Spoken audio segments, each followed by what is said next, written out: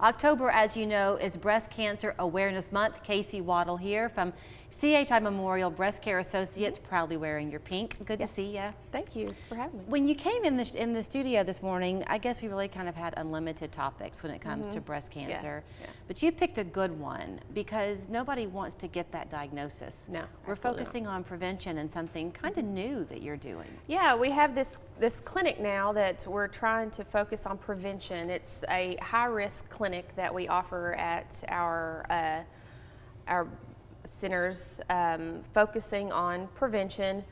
That is for, we are trying to catch things early.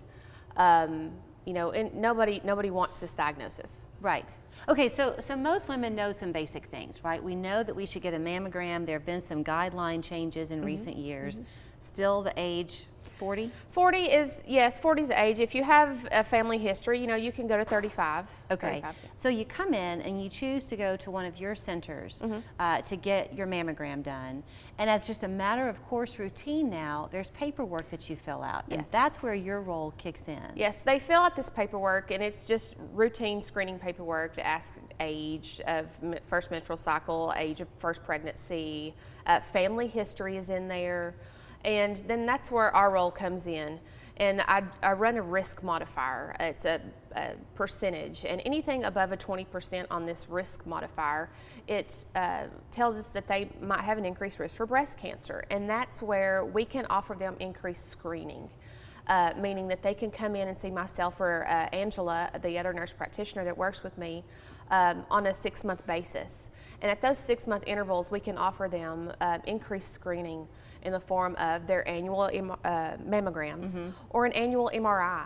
And those, the idea behind that is to get, increased screening to, if something were to come up, they can catch it early. Okay, I'm going to play devil's advocate with you for a minute, because if I have a question, probably other people do too. So you mentioned the paperwork is routine. And I know you didn't go through all of the questions that are asked on there, but most of us kind of know our family history. Most of us remember when we hit adolescence and how our pregnancies were.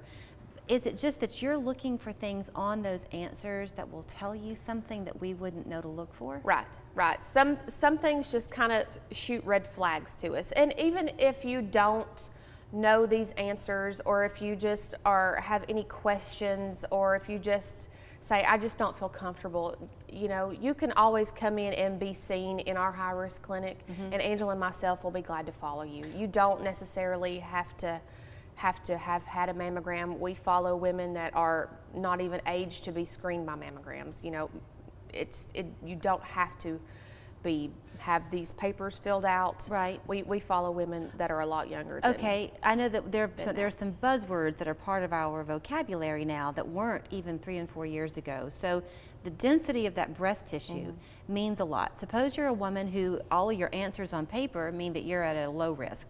You're perfectly normal in every way, like Mary Poppins. But then she was practically perfect in every way. Absolutely, yeah. We'll go with that one. But then you get the mammogram done, and there's this difference in the breast tissue. Does that elevate you? Yes, a breast density of 4, meaning your breast density is extremely dense, thick. It does increase your risk. Yes, it can. And it's interesting to see when I put them in the risk model, just by putting in those numbers and putting in a 1 breast density or a 4 breast density, it does increase the percentages. So it can increase your risk. Okay, what this means by you doing that, you being the one to see it that it's at a high risk, let's get you back in 6 months and then 6 months again. First of all, does that go on for just a period of time or always? Always. Okay. Yeah. And then if insurance for some reason wanted to say, wait a minute, we're not going to cover that, you've got the ability to step in and say medically it's necessary. Yes. I haven't had any insurances that say, no, we're not going to. It is because it's prevention. It's all about prevention. Okay, are women coming in at the right ages to get the mammograms, or is that still a struggle? No, women are doing good with screening. They're screening mammograms. We have had some early, women coming in early based on their family history, and so it is still good to, get your early detection is key. Are there early any detection is key. things that we are doing lifestyle-wise that we could alter to help with that prevention too? Of course, we could always, have a healthy lifestyle. Diet and exercise is always key. It does play into it. Absolutely. No smoking, anything in moderation, alcohol, always moderation. And I guess before I let you run, we proudly know that MaryEllen Locher champions survivors there. You have a great program in place for people who have had the diagnosis and they are surviving every day. They never put the diagnosis really behind them. Support is there ongoing? Absolutely. We have a Center for Cancer Support. It's in Suite 307 at the Plaza.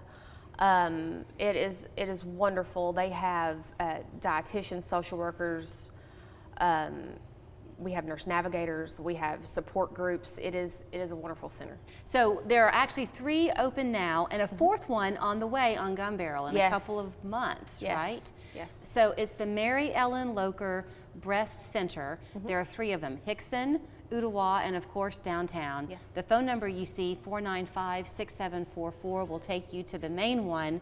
From there you can make your appointment or go online at MaryEllenLocher.com, and there you'll find more on the prevention they can do, as well as any other stage of a diagnosis that might be applicable to you. Thank you, Casey. No, thank you so much.